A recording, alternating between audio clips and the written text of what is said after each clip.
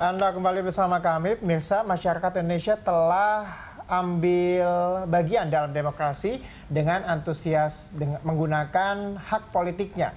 Kali ini giliran para elit politik yang harus memberikan contoh yang baik tentunya dalam masa pasca pemilu. Berikut pernyataan wawancara kami dengan Komarudin Hidayat, cendekiawan Muslim dalam Special Report 2019 Pemilu Damai. Saya amati ya di sekitar saya, pemilih itu kan sungguhnya difasilitasi dengan damai, nyaman, ada tempat duduknya, bahkan ada ngasih makanan atas inisiatif warga, tidak jauh dari rumahnya, baik sekali. Jadi di Indonesia ini pemilu pun itu bagian dari forum sosial. Makanya saya salut pada partisipasi kesadaran masyarakat. Ya. Nah, ini ujian giliran pada elit politik.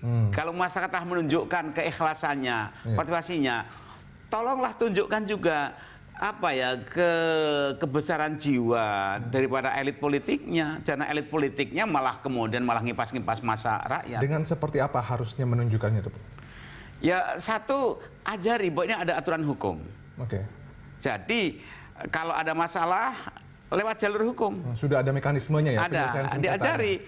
Yang namanya demokrasi itu kan harus disertai dengan hukum. Sebab kalau demokrasi nggak ada hukum, wah itu nanti anarkis. Betul. Tapi hukum nggak ada demokrasi, jadi tiran. Jadi harus keseimbangan. Demokrasinya sudah kita lakukan, kebebasannya, sekarang jalur hukum. Nah, elit ini yang harus beri contoh.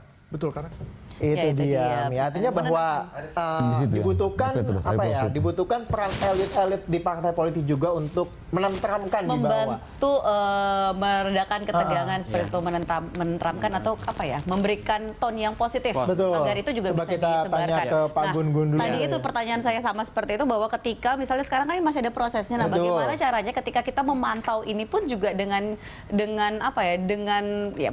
kepala dingin, tidak ada lagi judul kita kan nomor cebong kampret seperti itu loh. Jadi tidak benar-benar merasa bahwa kita aja saling curiga satu sama lain gitu. Iya, saya ada beberapa masukan ya. Pertama itu menurut saya memang figur.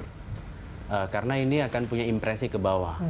Maksud saya seperti misalnya kandidat, pasangan capres-cawapres, ketika public statement itu lebih mengedepankan etos demokratik dan sistem demokratik.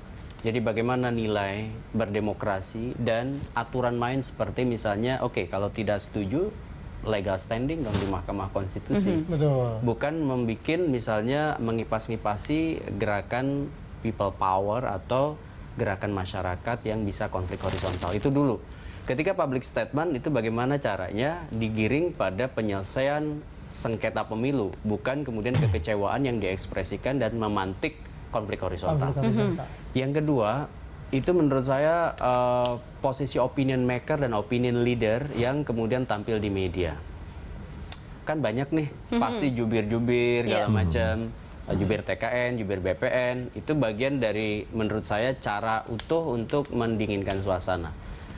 Ketiga, itu media massa. Karena tentu ini bagian penting, one to many communications. Satu ke banyak, pada saat memapar hampir misalnya skala masyarakat luas dan masif, itu salah satu yang bisa berfungsi adalah media massa. Kalau misalnya konstruksi pemberitaannya juga turut memberi suasana adem, maka menurut saya ini bagian dari solusi. Kemudian yang keempat, para pemilih. Ini kan punya norma subjektif tadi yang disampaikan oleh Mas Hariko. Norma subjektif itu kalau dalam pendekatan teori akademik itu biasanya disebut dengan subjective norm atau norma subjektif. Norma subjektif yang dimaksud semua orang di kepalanya itu pasti mencari pembenaran. Tadi itu apa yang dia yakini, yang disebut hal-hal positif, misalnya, Pak Prabowo kalah di quick count, kan ini baru quick count misalnya. Kemudian Jokowi juga sama. Kedua kubu itu bukan hanya soal polarisasi, tetapi bertarung dalam konteks narasi. Narasi kemenangan masing-masing kubu, dan itu kemudian bisa panjang.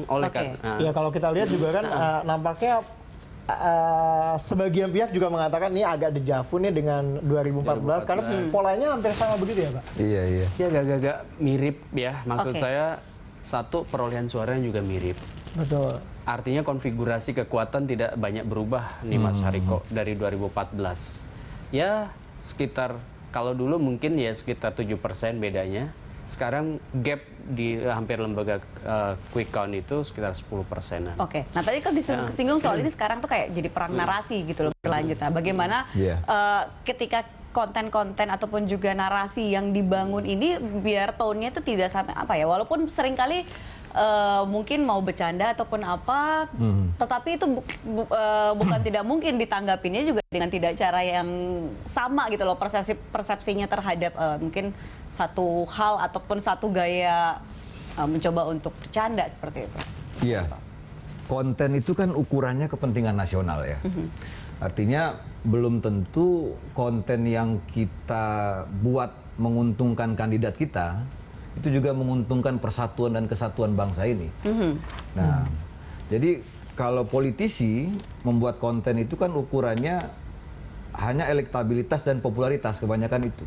Jadi misalnya ketika saya mengeluarkan konten ini, ada dampaknya nggak terhadap popularitas dan elektabilitas? Nah, ini harus ditambah ukurannya. Oke, nah tapi satu bisa kita katakan juga gini, kemarin itu ketika misalnya politisi ataupun elit politik ketika mereka tampil di media massa, terus kemudian saling berdebat dan lain-lain, tidak banyak loh masyarakat yang tahu kalau mereka di luarnya temenan, tetap berteman, tetap santai saja, tetap ngopi bareng seperti itu.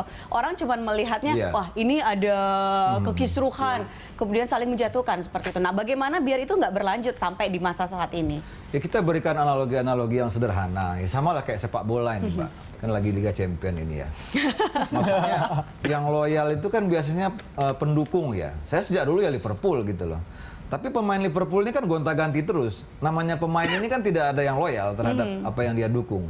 Nah, kita sebagai penonton atau fans dari mereka ini juga harus mulai cerdas gitu loh menyikapi para politisi ini. Selalu mereka itu tidak pernah berubah-ubah. Nanti 5 tahun lagi berubah lagi dukungan. Nah, saya ingin bicara terkait dengan cebong sama kampret ini. Jadi saya pernah bicara di Kedutaan Besar Malaysia. Nah, setelah saya bicara di situ, di Kementerian Luar Negeri Malaysia, mereka waktu itu bilang ke saya dari anak ABIM, Mas, saya protes sama Indonesia soal jerbu. Soal apa jerbu? Asap katanya. Kenapa Indonesia ngirim asap ke Indonesia? Terus saya bilang, kamu mention aja akun Twitternya Pak Jokowi sama Pak JK. Oh enggak, kita takut katanya. Kita takut, dia bilang, kenapa kamu takut? Nanti kalau kita mention Pak Jokowi sama Pak JK, kita dibully sama netizen Indonesia. Kalian banyak katanya. Nah, artinya potensi jumlah yang banyak ini kekuatan sebetulnya bagi kita gitu loh. Nah, maksudnya gini, ketika kan setiap 5 tahun ini kemampuan tim media sosial ini kan meningkat nih. Betul. 2014 levelnya mungkin segini, sekarang sudah meningkat kan kapasitasnya kan. Nah, ketika mereka mampu di media sosial itu membuat trending topik yang menjelekkan salah satu capres, kenapa mereka tidak mampu membuat satu trending topik terkait untuk membela kepentingan Indonesia di dunia internasional? Kan di situ pertanyaannya. Memang di media sosial itu ada 3 isu, keamanan, kreativitas, dan kolaborasi. Kita nih yang paling lemah nih gotong royong di media sosial ini. Ya. Jadi kita yang rame itu soal keamanan terus, pemerkosaan, penipuan, itu yang rame. Kreativitas nih baru mulai-mulai aja nih, soal produksi konten segala macam. Ini baru-baru. Kita jago bikin meme loh, Mas. Iya. Cepet banget. Tapi yang sifatnya isu kolaborasi, gotong royong, kita lemah sekali. Misalnya ketika ada TNI berhasil membebaskan sandera di Papua, itu nggak rame di medsos. Ketika misalnya kita dihina oleh Australia terkait dengan sumbangan ke Aceh, kita nggak rame di medsos.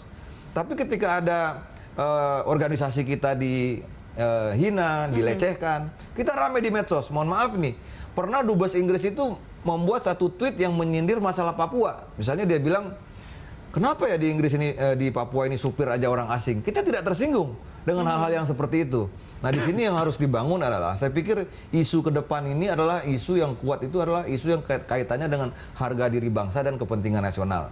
Kenapa? Tidak kepentingan golongan ya? Bukan kepentingan golongan. Kenapa Ibu Susi itu begitu disukai sama masyarakat?